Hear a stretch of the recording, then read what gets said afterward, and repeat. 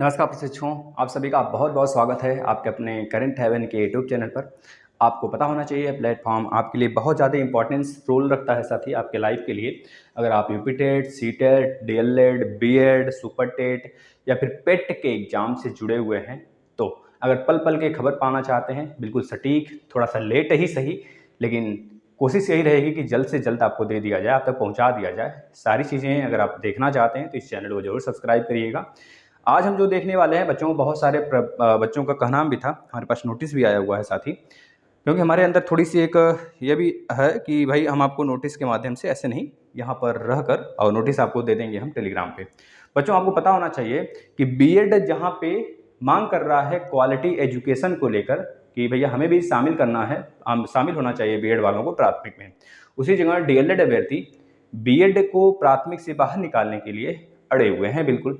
और यही कारण रहा कि 28 जून को ब्लैक डे फॉर पीआरटी के लिए मनाया गया, मतलब कि और जो बीएड वाले थे वह गोल्डन डे मनाए। लेकिन खैर अगर देखा जाए तो जो ट्वीट था, सबसे अधिक ट्वीट 4,33,000 ट्वीट लगभग ब्लैक डे फॉर पीआरटी के लिए डीएलएड वाले प्रशिक्षुओं को रहा, जो कि सबसे ऊपर ट्रेंड कर रहा था। वहीं अगर बीएड वाले अभ्यर्थियों की बात करें तो वहाँ पर हैशटैग बीएड और हैशटैग एनसीटीई की ट्रेंडिंग तो रही, लेकिन गोल्डन डे नहीं रहा। तो इसका मतलब ये नहीं होता है कि हम लोग यह मान लें कि डीएलएड जीत गया, अभी तक कोई निर्णय नहीं है। लेकिन अगर बात करें साथी, वहीं हम ब्लैक डे कब मनाते हैं, क्यों मनाते हैं ब्लैक डे?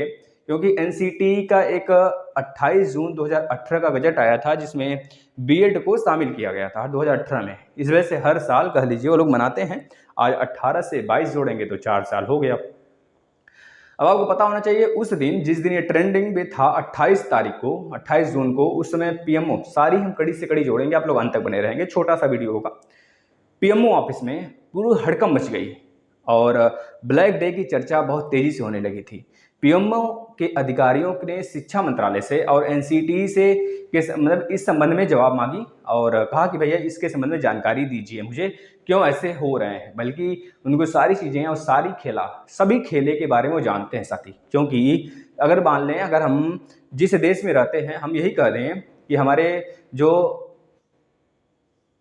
सांसद हैं और मतलब एमएलए और एमपी हैं, उनको कुछ नहीं पता है किसी लॉ के बारे में, बन गया लॉ, क्योंकि अनपढ़ होते हैं। तो इसका मतलब यह नहीं कि उनको जानकारी नहीं होती, जानकारी होती है सबके बारे में, लेकिन वह इस चीज़ को सबके सामने, मीडिया के सामने प्रस्तुत नहीं करना चाहते हैं। अगर आज की स्थिति ऐसी है, अगर आप शिक्षा मंत्रालय के किसी भी अधिकारी से यह पूछना चाहेंगे साथी कि बताइए कि शिक्षक भर्ती कब आने वाली है, वह नहीं बताएंगे आपको, क्योंकि यह पब्लिक करने का अधिकार उनके पास है ही नहीं, है ना। तो बस उसी के संदर्भ में एनसीटी में एक तरह से 14 जून 2022 को एक जन शिकायत भी दाखिल हुआ था। उसके बारे में हम यहाँ पे पढ़ते हैं साथी, आप सुनिएगा उस शिकायत में क्या कहा गया था। क्या कुछ उस संदर्भ में कहा गया था साथी,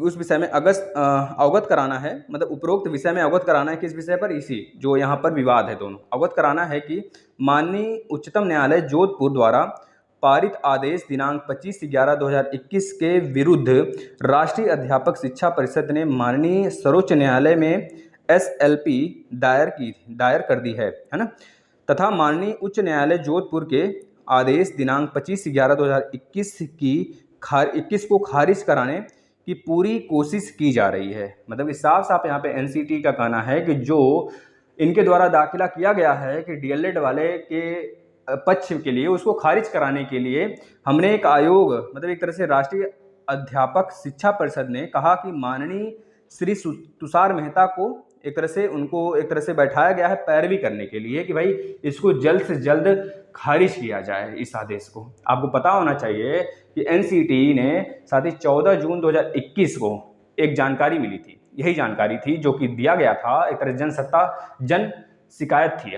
अब आपको पता होना चाहिए साथी, यह खारिज करने के पीछे पड़े हैं। इनका कहना है कि जो जोधपुर था, जोधपुर 15 नवंबर सन 2021 के फैसले को खारिज करने को लेकर, खारिज करने के संदर्भ में अवगत कराया गया, और जिसके तहत एनसीटी 28 जून 2018 के नोटिफिकेशन को रद्द कर दिया था, है ना। उसको मानने के लिए एक तरह से, क्योंकि जब सुप्रीम कोर्ट का आदेश आएगा तो इनको मानना पड़ेगा। और रही बात डीएलएड और बीएड की बात कर लें, साथ ही हम किसी के पक्ष में नहीं, जो चीज़ें हैं सामने वह हम आपको व्यक्त कर रहे हैं। अब यहाँ पर कमेंटबाजी नहीं होना चाहिए कि भाई आप सर तो बीएड के पक्ष में हैं, आप तो डीएलएड के पक्ष में हैं। भैया हमारे घर में डीएलएड वाले भी हैं, बीएड वाले भी हैं, हम किसी के पक्ष विपक्ष में नहीं है, इतना मान लेना। इस चीज़ पे राजनीति हो रही है, इस वजह से भर्ती को रुकावटें पैदा हो रही हैं। ना ही हम आप बीएड वाले डीएलएड वाले विरोधी नहीं हैं, एक दूसरे के लिए हम लोग दुश्मन थोड़े हैं। भैया हम भी अभ्यर्थी हैं, हम भी नौकरी के लिए लड़ रहे हैं, आप भी नौकरी के लिए लड़ रहे हो।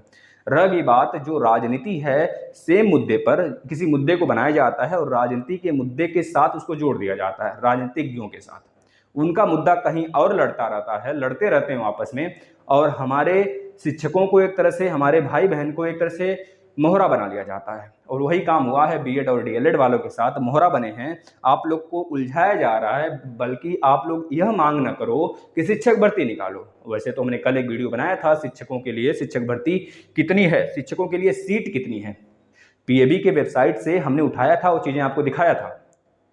अब आपको बताते हैं साथी, जो उत्तर प्रदेश में आपको पता होना चाहिए, जो सुनवाई होने वाली है यूपी टेट की, एक तरह से वरीयता के क्रम में अगर देखा जाए, यूपी टेट का प्रथम प्रश्न पत्र का जो एक तरह से निर्णय है वह बीएड के लिए जारी किया जाएगा कि नहीं जारी किया जाएगा, यह आएगा फैसला 14 जुलाई को।